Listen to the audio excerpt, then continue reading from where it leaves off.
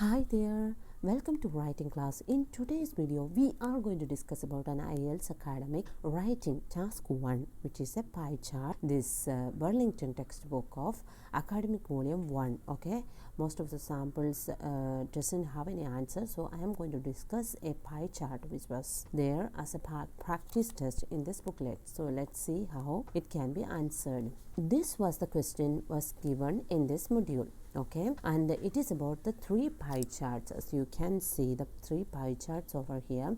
This is 1, this is 2, and there is one more pie chart here. Okay, so this pie chart, what it asks about, the pie chart below shows the number of native speakers in different languages in Canada in 1996, 2006 and 2016. So see, these are, they have given pie charts. Always keep in mind that we have 3 pie charts. Okay, so it is very important that you have to understand how many charts are given. So you got it, it's just 3 pie charts. And see what is the next information is given in here, the number of native speakers of different language. So they are talking about the native speakers of 3 different language. What it is, English, French and non-official language. And in which country it is? Canada. And how many years are given? It's in 1996, 2006 and 2016. So 3 years are given along with the 3 pie charts and 3 languages. Got it? So what they have given here, summarize the information by selecting and reporting the main features and make comparisons where relevant. You got it? So what does the first pie chart say about it? So first pie chart says about percentage of native speakers in Canada in the year 1996. Got it? And there are 3 languages are given. See the color code here. The dark one goes to English. So you can see the major quadrant occupies this area was English. Got it? And what is the second major quadrant was French, and the non-official was 17%. You got it? So that was the first pie chart. See the quadrant. And what is the second pie chart is about the percentage of native, same thing in 2006. So the year is different. Here it is 1996, here it is 2006. And see the proportions of these 3 languages. And here it is 58%, 22% and 20%. Got it? And next move to the another diagram that was also same the percentage of people native speakers in Canada in 2016. Okay, and the proportions, see the 3 languages are given in 3 proportions. You got it? So now we understood that exactly what this diagram is about. I hope you really understood this diagram. And now we have to find out what the first topic sentence of this pie chart. So what we are going to say about these 3 pie charts are going to show some proportion of native speakers who speak 3 languages, that is English, French, non-official language in Canada over these 3 years. 3 years in the sense that with a 10-year gap in between. You can count it because 1996 to 2006 it is 10-year gap. Okay, so now we got the first topic sentence. What we are going to see is that we have to make an overall statement. That means a general statement about this pie chart. So what this all 3 pie charts means, pie generally, what it means to you, or how did you find these charts? Is there any significant points or some aspect of it was highlighted? So let's see the change. Here it is 60% in English. Got it? And here it is 58%. And how much it is? 57% here. See what happens here from 60 to 58 to 57. That means what happens? English trend is decreasing.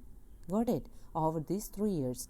And when it comes to French, go for French. Here it is 23%, 22%, and how much it is? 21%. What happens again? It is a decreasing trend. Okay, and when it comes to the non-official language, see here 17%, 20%, and how much it is? 22%. So that means here what happens? It is an increasing trend. You got it? So like this way you have to highlight. That's what they ask here. Summarize the information by selecting and reporting the main features. Again you focus on main features and make comparisons where relevant, not everywhere. Okay, so you found out that English, French was on the decreasing side and non-official language is on the increasing side.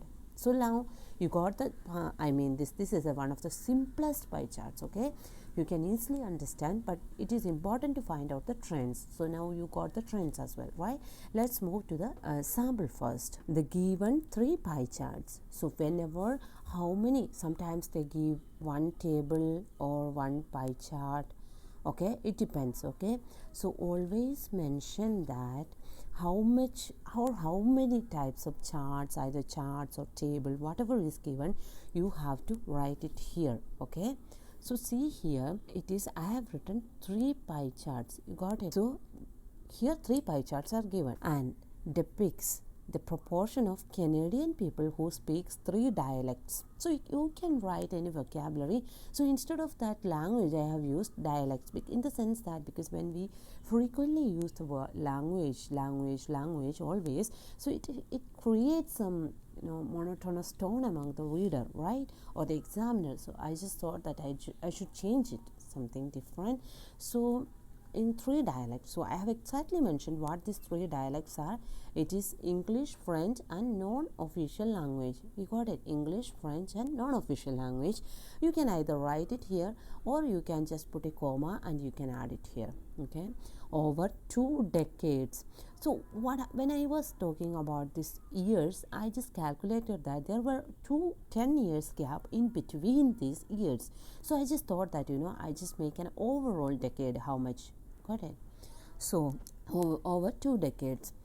Next, if you want to add the year, you can say that over 3-year period, something like that, from 1996, or else you can add in 1996, 2006 and 2016. Okay, the popularity of English as a mode of communication decreased significantly over the years. So when you write something, you have to exactly write how you can exactly say that how this trend, whether it is increased or decreased. So here I have written decreased significantly, because as you can see, a significant decrease over the years. So that was my first finding. And whereas, so I am just comparing, non-official language increased popularity. So what I have written that non-official language increased popularity and stabilized in 2016. See here, I have exactly mentioned with the help of diagram. I'll just show you how. With the help of the diagram, I'll show you how I said that the popularity of the English increased.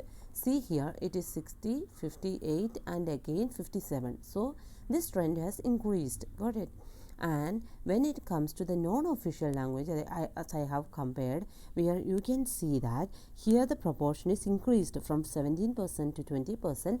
Then how much it become? 22%. So it is 22% and 22%. So it is increased. Okay, so the same thing I have written in our sample. In Canada in 1996, the English speaking population contributed to a major quadrant, which was around 60%. So exactly I have mentioned here. See, in Canada, major contribution, that was 60% is written here. Okay, because I have used a connector over here, while the second largest proportion was the French.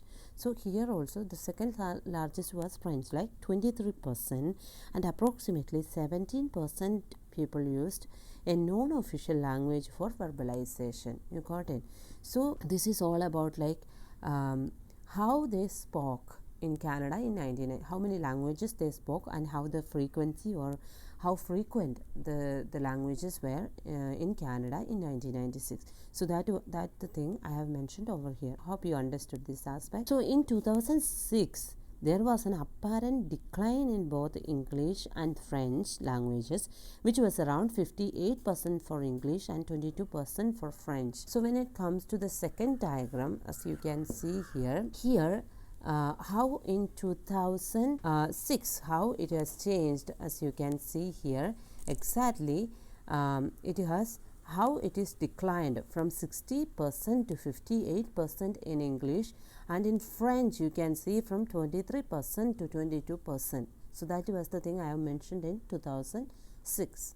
Okay, so what I was going to say about is that moreover, so I have used a different connector over here. Moreover, a remarkable increase around 3% in other language was evident and credited to 20% of the total population. Okay, so it is C. Okay, credited to 20% of the total population. So what I was saying about that, as you can see from the diagram, it was 17% in other language but increased to 3% in 2006. So that makes it 20%. So that's my statement here.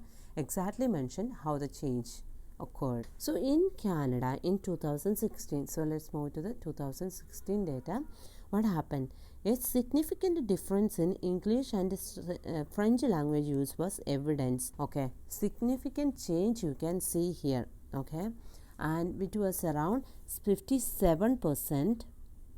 Okay, 57% for English. So you can see it is 57. So exactly I have mentioned the data here, and which was 57 for English and 21% for French. Okay, so I think I am accidentally made that mistake. So it was about 57 and 21.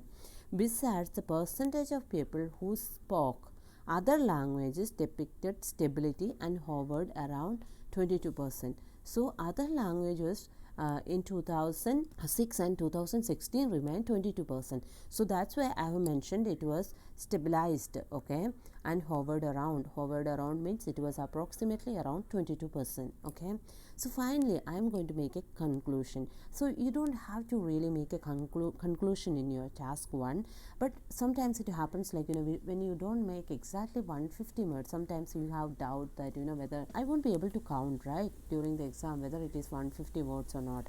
But sometimes it happens like, we don't have time and all that things. So what we do, I usually write one extra sentence just like that, so that to make sure that it will be sufficient for the 150 letter count. You got it? So all three, that's why I have used this concluding sentence. Either you can write or you can omit. If your answer is expanded or sufficient enough to make a 150 words coverage, then it would be good. Okay, all three languages used by the Canadian citizen consistently fluctuated over the given period. So what I was going to say that there were frequent changes, right, in the either increasing or decreasing order. So fluctuation means it can be increase or decrease. So that's why I have used the word fluctuated over the given period. Okay, so this was my concluding paragraph. This was the sample I would love to discuss with you guys, and I hope you find it really interesting. And if you have any queries and or anything, you can just put in the comment section. And this is one of the simplest task 1 essay I have written, and this is the newest format, and hope you find it really good. Thank you so much for watching, and see you in the next video.